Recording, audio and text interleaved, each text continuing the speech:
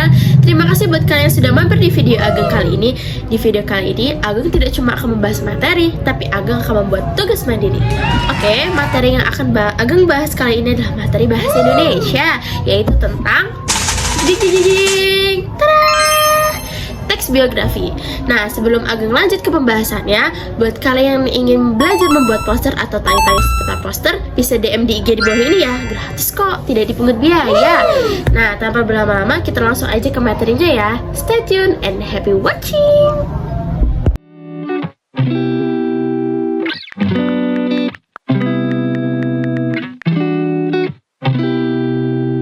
Pertama, Ageng akan menjelaskan pengertian biografi.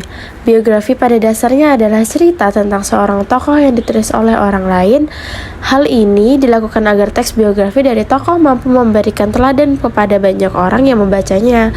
Oleh karena itu, teks biografi harus ditulis tentang kehidupan tokoh, mulai dari masalah yang dihadapi, perjuangan yang dilakukan, hingga keberhasilan yang didapat. Ringkasnya, teks biografi adalah berisi riwayat hidup seseorang yang ditulis oleh orang lain yang patut kita teladani atau yang berdampak baik bagi kita. Nah, selanjutnya, teks biografi juga memiliki ciri-ciri seperti teks pada umumnya. Di antaranya yaitu, pertama, teks biografi harus berisi tentang fakta dari pengalaman hidup dari tokoh. Yang kedua, biografi memiliki bentuk penyajian narasi atau penceritaan. Yang ketiga, teks biografi menceritakan peristiwa penting yang pernah dialami tokoh dalam hidupnya sehingga pembaca mendapatkan inspirasi, motivasi, dan tentunya teladan bagi kehidupannya. Nah, selanjutnya adalah struktur teks biografi. Yang pertama ada orientasi. Orientasi sendiri memuat awalan atau pengenalan tentang tokoh yang diangkat.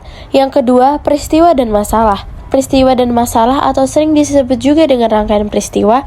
Peristiwa dan masalah sendiri memiliki isi tentang peristiwa apa saja yang pernah dialami oleh tokoh secara urut. Yang ketiga ada reorientasi. Reorientasi ini biasanya memuat beberapa pendapat dari penulis, mulai dari tanggapan dari penulis terhadap tokoh yang ditulis dan simpulan dari penulis tentang cerita tokoh. Nah, reorientasi ini opsional ya, boleh ada di dalam teks, boleh juga tidak. Selanjutnya ada kaidah kebahasaan dalam biografi. Yang pertama ada kata ganti atau pronomina. Pengguna kata ganti orang ketiga tunggal atau biasa disebut dengan pronomina ini biasanya dipakai secara bergantian dengan cara menyebutkan nama tokoh atau nama panggilan tokoh yang diangkat. Contoh kata ganti orang ketiga tunggal yaitu dia atau ia atau beliau. Yang kedua yaitu kata kerja tindakan. Pengguna kata kerja tindakan ini banyak digunakan untuk menjelaskan peristiwa atau tindakan yang dilakukan oleh tokoh yang diangkat. Contoh kata kerja tindakan dalam teks biografi yaitu seperti berjalan, berbicara, belajar, membaca, menulis, dan melempar. Yang ketiga, kata adjektiva. Pengguna kata adjektiva banyak digunakan dalam teks biografi untuk memberikan informasi tentang sifat-sifat tokoh secara detail. Contoh kata adjektiva atau sifat untuk menjelaskan karakter tokoh dalam teks biografi yaitu seperti pandai, tekun, ulet, rajin, giat, dan lain sebagainya. Yang keempat, kata kerja pasif. Kata kerja pasif sendiri banyak dipakai penulis untuk menjelaskan peristiwa dan masalah yang dialami tokoh. Contoh kata kerja pasif dalam teks biografi yaitu seperti dipilih, disuruh, ditugaskan, diperintah, diberi. Yang kelima, kata sambung, kata depan, atau nomina yang berkaitan dengan urutan waktu. Ketiga jenis kata tersebut banyak digunakan untuk lebih memudahkan penjelasan antar peristiwa dan masalah. Contoh penggunaan kaidah kebahasaan jenis ini dalam teks biografi misalnya seperti sesudah, sesampai, setelah, pada saat, kemudian, selanjutnya, selama, saat itu.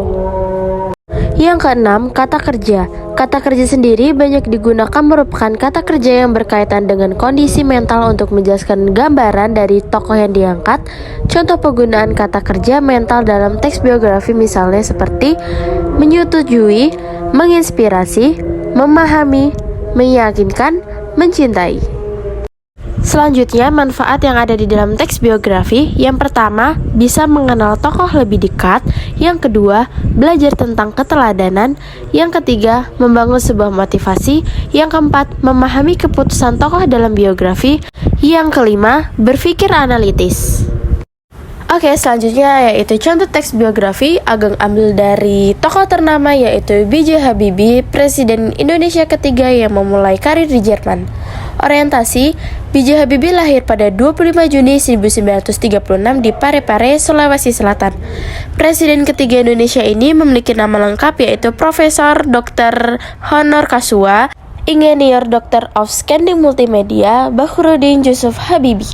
Beliau pernah menjabat sebagai Wakil Presiden RI ke-7. Ibunda Habibie berasal dari Jawa, sedangkan ayah asal Parepare.